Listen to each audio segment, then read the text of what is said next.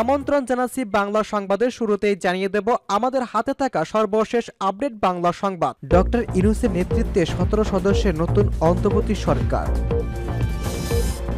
একে একে ভারত ছাড়ছেন শেখ হাসিনার সঙ্গীরা।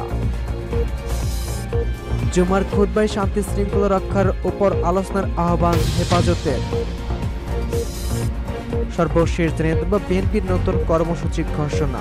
শুনছিলেন সংবাদ শিরোনাম, এখন বিস্তারিত। তার আগে অনুরোধ থাকবে ভিডিওতে একটি লাইক ও কমেন্টস পেজ জানিয়ে দিন আপনি কোথা থেকে শুনছেন এবং দেখছেন। ডক্টর ইউনূসের নেতৃত্বে 17 সদস্যের নতুন অন্তর্বর্তী সরকার। বাংলাদেশের নতুন অন্তর্বর্তী সরকারের প্রধান উপদেষ্টা হিসাবে নোবেল বিজয়ী অর্থনীতিবিদ, ক্ষুদ্র ঋণের প্রবক্তা অধ্যাপক ডক্টর মোহাম্মদ ইউনূসের শপথ নিয়েছে। স্বৈরশাসক শেখ হাসিনা সরকার পতনের 3 দিন পর বৃহস্পতিবার রাতের বঙ্গভবনে ডক্টর ইউনূসকে শপথ পাঠ করান রাষ্ট্রপতি মোহাম্মদ শাহাবুদ্দিন। এরই মাধ্যমে গণ অভ্যুত্থানে হাসিনা সরকারের পতনের পর আজ ঐতিহাসিক পটভূমি প্রস্তুত হল বাংলাদেশে। ডক্টর ইউনূসের অন্তর্বর্তী সরকারের অন্যান্য উপদেষ্টারা শপথ নিয়েছেন doctor Saleh Uddin Ahmed, doctor Asif Nazrul, Adilur Rahman Khan, A F Hasan Arif, Touhid Hossain, Syed Rezwan Hasan, brigadier general M Sakhawat Hossain, Farida Akhtar, অফম খালিদ হাসান, নূরজাহান বেগম, শারমিন মুর্শিদ ও নাহিদ ইসলাম, আসিফ মাহমুদ, সজীব ভুঁইয়া রাষ্ট্রপতি তাদের শপথ বাক্য পাঠ করান। এছাড়া ঢাকার বাইরে থাকায় ডক্টর বিধান রঞ্জন রায়, পোদ্দার ফারুকী আজম, বীর প্রতীক, সুপ্রদীপ চাকমা পরবর্তীতে শপথ নেবেন। 1 জুলাই থেকে কোটা সংস্কার আন্দোলনের নামে শিক্ষার্থীরা শান্তিপূর্ণ যৌক্তিক আন্দোলনকারীদের উপর নেমে আসে নির্যাতন। স্বেচ্ছার খেতাব পাওয়া শেখ হাসিনা সরকার লেলিয়ে দেওয়া বাহিনী ঝাঁপিয়ে পড়ে শিক্ষার্থীদের উপর। 16 আগস্ট দুপুরের দিকে রংপুর নগরের লালবাগ থেকে মিছিল নিয়ে ক্যাম্পাসে যেতে চেষ্টা করলে ঝাঁপিয়ে পড়ে পুলিশ বাহিনী। তারা রাবার ব্লেড পাশাপাশি ছড়ে গুলি। এতে বেগম রোকেয়া বিশ্ববিদ্যালয়ের ইংরেজি বিভাগের 12তম ব্যাচের শিক্ষার্থী আবু সাইদ নিহত হন। এরপর সাদেশ ফুঁসে ওঠে। 9 দফা নেমে আসে 1 দফায়। বিভিন্ন স্থানে দমনপীড়ন যাতে না ছড়িয়ে পড়ে সেজন্য বন্ধ করে দেওয়া হয় ইন্টারনেট। সব শিক্ষা প্রতিষ্ঠান বন্ধ করে হল ছাড়তে বাধ্য করা হয়, জারি করা হয় কারফিউ। এতে আরও বেগবান হয়ে ওঠে আন্দোলন বিক্ষোভের দানা ছড়িয়ে পড়ে ঘরে ঘরে, আর তাতেই পতনের পথে হাঁটতে থাকে সরকার। অবস্থা বুঝে পেরে শিক্ষার্থী শিক্ষকদের বিভিন্ন দাবি মেনে নিতে শুরু করে হাসিনা সরকার। তবে 1 দফা থেকে কেউ পিছাতে নারাজ। এরপর গ্রেপ্তার ও গুম শিক্ষার্থীদের ছেড়ে দেওয়া হয়, কিন্তু শেষ রক্ষা না হওয়া পর্যন্ত পেরে গোয়েন্দা প্রধান হারুন রশিদকে দিয়ে আবারও শিক্ষার্থীদের 6 জন সমন্বয়ককে হাসপাতাল ও অন্যান্য স্থান থেকে তুলে নিয়ে তার কার্যালয়ে নেয়। অস্ত্রের মুখে কর্মসূচি প্রত্যাহারের ঘোষণা দেন হারুন। এতে শেষ পরিণতির দ্বার প্রান্তে পৌঁছে যায় স্বেচ্ছার শাসন আমল। দেশব্যাপী বৈষম্য বিরোধী ছাত্র আন্দোলনের অসহযোগ কর্মসূচি শুরু করে শিক্ষার্থী জনতা।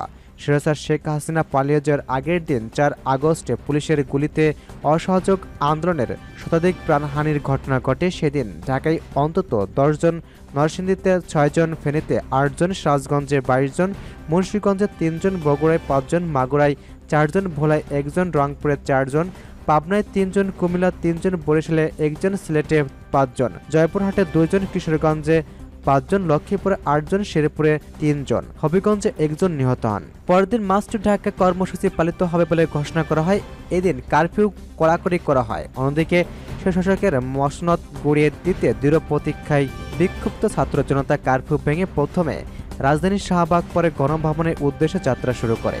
জনতার সম্মুখে ভেসে যায় সব ব্যারিকেড। সেনাবাহিনীর সদস্যরা পথ ছেড়ে দেন, তার আগে পালিয়ে যায় পুলিশের বাহিনী। এরই মধ্যে আসে শেখ হাসিনা ও শেখ রেহানা পালানোর খবর। সঙ্গে সঙ্গে বিক্ষোভ পরিণত হয় উল্লাসে। রাজপথের শো অলিগলি সেজে ওঠে রঙে রঙে। রাজধানী মুখরিত হয়ে ওঠে স্বেচ্ছার পালিয়েছে আজ সেজেছে স্লোগানে। এরপর গত মঙ্গলবার অন্তর্বর্তীকালীন সরকারের রূপরেখা নিয়ে বৈঠক চলছে রাষ্ট্রপতির বাসভবনে। সেখানে রাষ্ট্রপতি মোহাম্মদ শাহাবুদ্দিনের সঙ্গে আলোচনার জন্য প্রবেশ করেছেন সেনা, নৌ ও বিমান বাহিনীর প্রধানরা। সন্ধ্যা 7:40 বিশাল এক গাড়ি বহর নিয়ে তারা বঙ্গভবনে প্রবেশ করেন। এর আগে সন্ধ্যা 6:07 সেনাবাহিনীর একটি মাইক্রোবাসে বঙ্গভবনে প্রবেশ করেন ছাত্র আন্দোলনের 13 সমন্বয়ক সহ 2 শিক্ষক। সেদিন ঢাকা বিশ্ববিদ্যালয়ের আইন বিভাগের অধ্যাপক ডক্টর আসিফ নজরুল ও ঢাকা বিশ্ববিদ্যালয়ের আন্তর্জাতিক সম্পাদক বিভাগের অধ্যাপক ডক্টর তানজিম উদ্দিন খান উপস্থিত ছিলেন। একে একে ভারত ছাড়ছেন শেখ হাসিনার সঙ্গীরা। গণ অভ্যুত্থানের মুখে প্রধানমন্ত্রী পদ ত্যাগ করে দেশ ছেড়ে ভারতে পালিয়ে যান শেখ হাসিনা। দিল্লির উপকণ্ঠে উত্তরপ্রদেশে গাজিয়াবাদের কাছে হিন্দান বিমানঘাঁটিতে অবতরণ করেন তার বিমান। হিন্দান নদীর ধারে ভারতীয় বিমান বাহিনীর এই ঘাঁটি থেকে তিনি কোথায় যাবেন সে বিষয়টিও এখনও অজানা। এরই মধ্যে বাতিল হয়েছে তার যুক্তরাষ্ট্রের ভিসা, আর তার সঙ্গীরা একে একে ছাড়ছেন ভারত। খবর ইন্ডিয়া টুডের। ভারতের সরকার একটি সূত্রে বরাত দিয়ে ইন্ডিয়া টুডের খবরে বৃহস্পতিবার বলা হয়েছে, শেখ হাসিনার সেই সঙ্গীরা একে একে ভারত ছাড়তে শুরু করেছে। তাদের পরবর্তী গন্তব্য কোথায় এখনও তা স্পষ্ট নয়। এদিকে বাংলাদেশের নতুন অন্তর্বর্তী সরকারের প্রধান উপদেষ্টা হিসাবে নোবেল বিজয়ী অর্থনীতিবিদ, ক্ষুদ্র ঋণের প্রবক্তা অধ্যাপক ডক্টর মোহাম্মদ ইউনূসের শপথ নিচ্ছেন। স্বৈরশাসক শেখ হাসিনা সরকারের পতনের 3 দিন পর বৃহস্পতিবার রাত 9টায় বঙ্গভবনে ডক্টর ইউনূসকে শপথ পাঠ করান রাষ্ট্রপতি মোহাম্মদ শাহাবুদ্দিন। এর মাধ্যমে গণ অভ্যুত্থানে হাসিনা সরকারের পতনের পর আজ ঐতিহাসিক পটভূমি হতে চলছে বাংলাদেশে। জুমার খুতবায় শান্তি শৃঙ্খলা রক্ষার উপর আলোচনার আহ্বান হেফাজতের। দেশের সব মসজিদে জুমার খুতবায় সাম্প্রদায়িক সম্প্রীতি ও শান্তি শৃঙ্খলা রক্ষার উপর আলোচনা করার জন্য সম্মানিত খতিব ও ইমামগণের প্রতি আহ্বান জানিয়েছে হেফাজতে ইসলাম বাংলাদেশ। বৃহস্পতিবার গণমাধ্যমে পাঠানো এক বিবৃতিতে দলটির আমির আলামা শাহ মহিবুল্লাহ বাবুনগরী ও মহাসচিব আলামা শেখ সাজিদুর রহমান এই আহ্বান জানান। বিবৃতিতে তারা বলেছেন, দেশের উদ্বৃত্ত পরিস্থিতির সুযোগ নিয়ে কিছু স্বার্থদর্শী গোষ্ঠী সাম্প্রদায়িক সম্প্রতি বিনষ্ট ও শান্তি শৃঙ্খলা ভঙ্গনের অপচেষ্টা লিপ্ত রয়েছে, যার সঙ্গে ইসলাম ও মুসলমানদের কোনো সম্পর্ক নেই। কেননা ভিন্ন ধর্ম অবলম্বী কোনো সম্প্রদায়ের জানমালের ক্ষতি সাধন, এমনকি ভয়ভীতি প্রদর্শন ইসলামের সুস্পষ্টভাবে নিষিদ্ধ। রাসূল সাল্লাল্লাহু আলাইহি ওয়াসাল্লাম বলেছেন, যে ব্যক্তি মুসলিম দেশের বসবাসকারী কোনো অমুসলিম ব্যক্তির উপর কোনো ধরনের জুলুম করে অথবা তার কোনো প্রাপ্য অধিকার পুরোপুরি প্রদান না করে কিংবা তার সমর্থনের বাইরে কোনো বোঝা চাপিয়ে দেয় অথবা তার সম্মতি ব্যতীত তার নিকট থেকে কিছু গ্রহণ করে, আমি কিয়ামতের দিন তার বিপক্ষে অভিযোগ দায়ের করব। নেতারা আরও বলেছেন, জাতি, ধর্ম, বর্ণ, গোত্রে নির্বিশেষে সব মানুষের জানমাল ও ইজ্জত রক্ষা করার প্রতিটি মুসলমানের জন্য অবশ্যই করণীয়। এ প্রসঙ্গে রাসূল সাল্লাল্লাহু আলাইহি ওয়াসাল্লাম বিদায়ী হজের দেওয়া ভাষণে মানব জাতিকে উদ্দেশ্য করে বলেছেন, নিশ্চয় তোমাদের রক্ত, তোমাদের সম্পদ ও তোমাদের সম্মান ততটা পবিত্র যতটা পবিত্র আজকের এই দিন। শুক্রবার সব মসজিদে জুমার খুতবায় দেশের সাম্প্রদায়িক সম্প্রীতি ও শান্তি শৃঙ্খলা রক্ষার উপর আলোচনা করার জন্য আমরা সম্মানিত খতিব ও ইমামগণের আহ্বান জানাচ্ছি।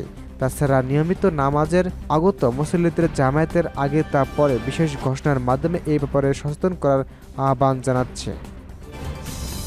বিএনপির নতুন কর্মসূচি ঘোষণা। দেশের চলমান পরিস্থিতিতে নতুন কর্মসূচি ঘোষণা করেছে বাংলাদেশ জাতীয়তাবাদী দল বিএনপি। বৃহস্পতিবার সন্ধ্যায় গণমাধ্যমে পাঠানো এক বিবৃতির মাধ্যমে কর্মসূচির বিষয়টি জানান বিএনপির সিনিয়র যুগ্ম মহাসচিব অ্যাডভোকেট রুহুল কবির রিজভী। বিবৃতিতে বলা হয়, বৈষম্যবিরোধী ছাত্র আন্দোলনে ছাত্র জনতার মধ্যে যারা শহীদ হয়েছেন তাদের রুহের মাগফিরাত এবং যারা আহত হয়েছে তাদের অসুস্থ কামনায় শুক্রবার জুমার নামাজ শেষে স্বদেশে মসজিদে দোয়া ও মোনাজাত অনুষ্ঠিত হবে। দেশজুড়ে সকল মুসল্লিকে নিয়ে বিএনপি এবং এর অঙ্গ ও সহযোগী সংগঠনের সকল স্তরের নেতাকর্মীদের জুমার নামাজ শেষে দোয়া ও মোনাজাতের শরীক হওয়ার জন্য অনুরোধ করা হলো। অপরের এক বিবৃতিতে দলের নেতাকর্মীদের জন্য বিশেষ নির্দেশনা প্রদান করেছে রিজভী। তিনি বলেছেন, বাংলাদেশ জাতীয়তাবাদী দল বিএনপি এবং এর অঙ্গ ও সহযোগী সংগঠনের সকল স্তরের নেতাকর্মীর অবগতির জন্য জানানো যাচ্ছে যে পরবর্তী নির্দেশনা না দেওয়া পর্যন্ত বিএনপির ওয়ার্ড থেকে জাতীয় পর্যায়ে এবং বিএনপির অঙ্গ ও সহযোগী সংগঠনের ওয়ার্ড থেকে কেন্দ্রীয় কমিটি পর্যন্ত কোনো স্তরের কমিটিতে অন্য কোনো রাজনৈতিক দলের নেতাকর্মীরা বা অরাজনৈতিক ব্যক্তিকে যোগদান করা যাবে না। বিএনপি এবং এর অঙ্গ ও সহযোগী সংগঠনের সকল স্তরের নেতাকর্মীদের প্রতি দলের এই সিদ্ধান্ত যথাযথভাবে অনুসরণ করার নির্দেশনা প্রদান করা হলো।